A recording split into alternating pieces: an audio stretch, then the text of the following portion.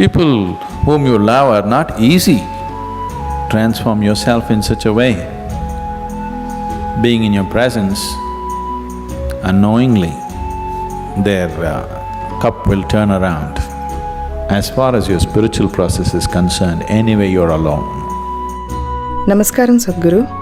I'm in a relationship with a very bitter person who is not interested in spirituality. How can I handle my relationship without losing my way on the spiritual path? If your concern is your spiritual growth only, then if you have a demon for your partner, that's the best thing. But your partner, your husband, wife is not just about spiritual growth, you also want to have a pleasant life in the family. Then you have to choose someone whom you like, but any human being on the planet, there is something that you don't like about them. Isn't it so? So you use that part of it for your spiritual growth, and the rest of it you enjoy. Just as life. So if your intention is to have a good family, then some rapport is needed between two people, otherwise it won't work. Especially if you have produced children, then rapport is must, otherwise you'll foul the new life that's come up. If you create a foul atmosphere, you'll foul up the new life that is coming up. Nobody has any right to do that actually, but people are doing it. But no human being has any right. You can mess yourself up as much as you want, that's up to you. But you can't mess up a fresh life that's just coming up. So, if you're looking for good life, family life, then one has to find rapport. And that rapport means some areas of commonality at least. But if you're looking for spiritual life, it doesn't matter what kind of person he is, you can use everything for your growth. Everything for your growth, if that's all your focus is. But generally your focus is both ways, you want to have a little bit of that and a little bit of this. So mixed fare. So it gets little complex.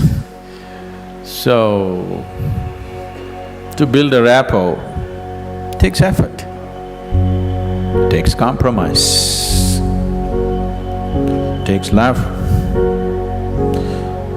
endurance. Takes endurance, you know. Somebody is constantly like this, you want to build rapport with that person, but you don't want to go his way. That takes lots of endurance. Yes or no? People whom you love are not easy. So what can you do? One thing is to transform yourself in such a way, being in your presence, unknowingly, their cup will turn around. Just yesterday, you know, the other day I just went out in the rain, I went out and it started raining and I was carrying both my India phones because I was expecting some calls and I mean, one is India, one is Europe, one is America, 3 phones I had.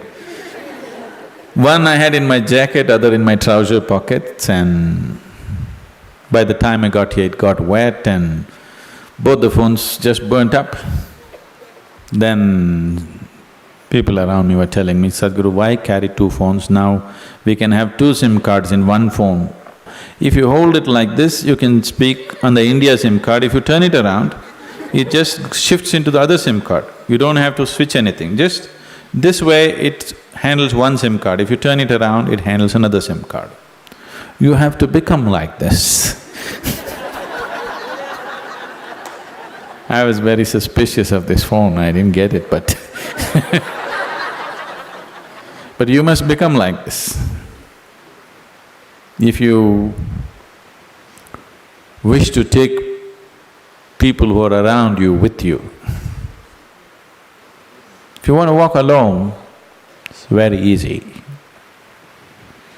If you want to take people with you, then it takes a considerable amount of effort. When Gautama was asked this question, is it better to walk alone on the path or with a companion? He's not like me, he's dry. He said, it's better to walk alone than to walk with a fool. He's not saying don't walk with anybody, he's not saying don't have companions, but he said it's better to walk alone than walk with a fool. Because they can drain you, they can take such a lot of energy and time, and you don't know, they may be stronger than you and they may take you their way than you taking them your way. There's every possibility, yes? So, I won't say what Gautama said. All I'm saying is, it doesn't matter how you walk, as far as your spiritual process is concerned, anyway you're alone. Nobody is with you. It's only the bodily process, the material process of life, which you can share with people. You come alone and you go alone, isn't it? Even if you have a twin brother or a twin sister, you still come alone and go alone, isn't it so? So when it comes to the spirit, anyway, you walk alone. So don't mix that up. So that part of it you handle well. The material part of it, according to your capability, to what extent you can do it, you do it. They come your way, it's wonderful. If they don't, it's all right, don't grudge them. It's just that you don't have to go that way.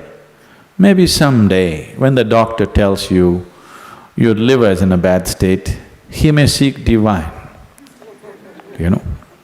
Yes.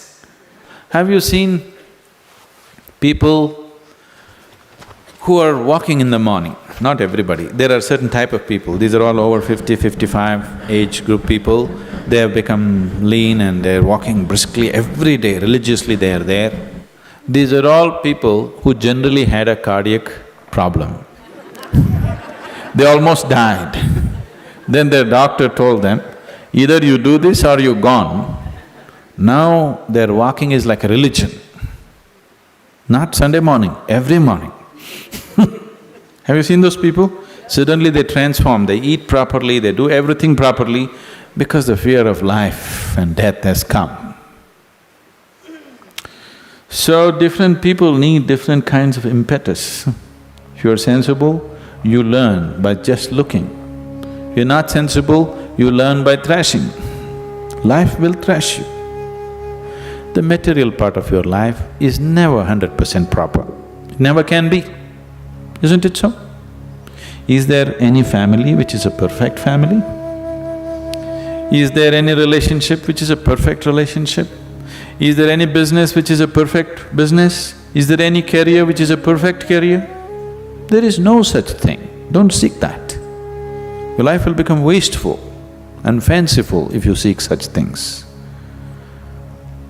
They all happen to the extent you're capable of handling them, that's all.